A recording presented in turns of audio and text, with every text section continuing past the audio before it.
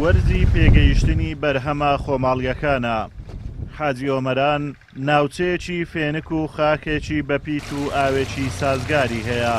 بەم هۆکارانەش بەرهەمی کشت و کاڵیان بەرهەمێکی نایابە.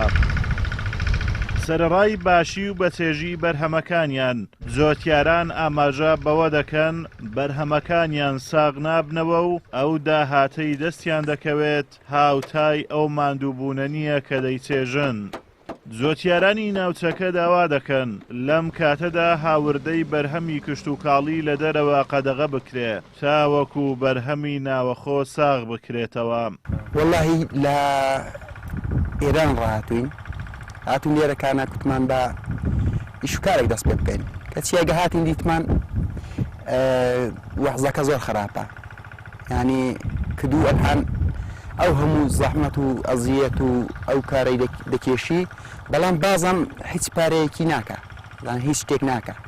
عاملێک بە شخص بۆ تقریبان ئەو ساڵەکانە باوی 5 ملیۆن زیاتر دەرمان و چیمیا و تۆشتوارە مینا هەموو ەم بوو مەکەفی بەڕاستی لەوەی دەترسێن مەگە بێتوە و ڕزقە ساغ نەبیتەوە پارەی نەکە دەبێ من لە جیفانی خۆی بدەم و ئەوە حکومە داوەڕقمان لێ بڵاتەوەشتی باش دەبێت ئەوەی کەوەدا عەلاگەیە هەلە گۆترە فرۆشاوە 11,000 بۆ دارناوە 3,000 کرێکە بۆ من دارنەوە 8,000 بۆ فەلاعی دەستەوە ئەوەیان ئەوە 19 دانەیە 16,000 گرتووە 6,000 بۆ فەلاعی دەستەوە.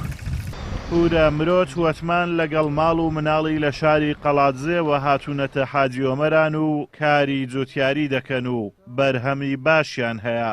ماوەی 10 ساڵە بۆ کاری کشت و کاڵی دێنە حاجی ئۆمەران بەڵام وەک خۆی دەڵێ ئەمساڵ لە کارەکەیان زەرەریان کردووە چونکە 1 کیلۆ کولەکە بە 100 دینار دەفرۆشرێ. ئەمە لە قەڵاتزە هاتوین هەموو ساڵان دێن ئەلێرەکانە شکینای دەکەین شیناتەمان جوانە ئەنی بێ هەیبە بەڵام هیچ پارەی ناکە لە تورکیا ڕاکردو دێ لە ئێرانە ڕابێ یعنی دەبێ گومرگ دێ ئیران بە دەفرۆشە ئێمە نافرۆشە. هیوادارین ئەگەر وەزیری کشت و کاڵ باجی بێگەردە باجی بێگەردە دەبێ ئاوڕێکی لە خەڵکی داتەوە ئەویش بە قسەی خەڵک چۆوێ بڵێن پار باشتر بووە لەو ساڵ ئەو ساڵ هەریچ پارێ نەکردوە تا ئێستا. گەرچی لە کابینەی ڕابردووی حکوومەتی هەرێم لەلایەن وەزیری ئەو کاتی کشت و کاڵەوە بە ئاراستەی بەرزکردنەوەی ئاستی کشت و کاڵی هەرێمی کوردستان چەندین پلان و بڕیار و ڕێنمایی دەرکران بەڵام پلانی حکوومەتی هەرێم و جێبەجێنەکردنی بڕیارەکانی وەزارەتی کشت و کاڵ لە مەرزەکان و هاوردەکردنی بەرهەمی کشت و کاڵی لە دەرەوە بەڕێگەی قاچاغ ئاستی کشت و کاڵی هەرێمی کوردستان ڕوو لە دابەزینە.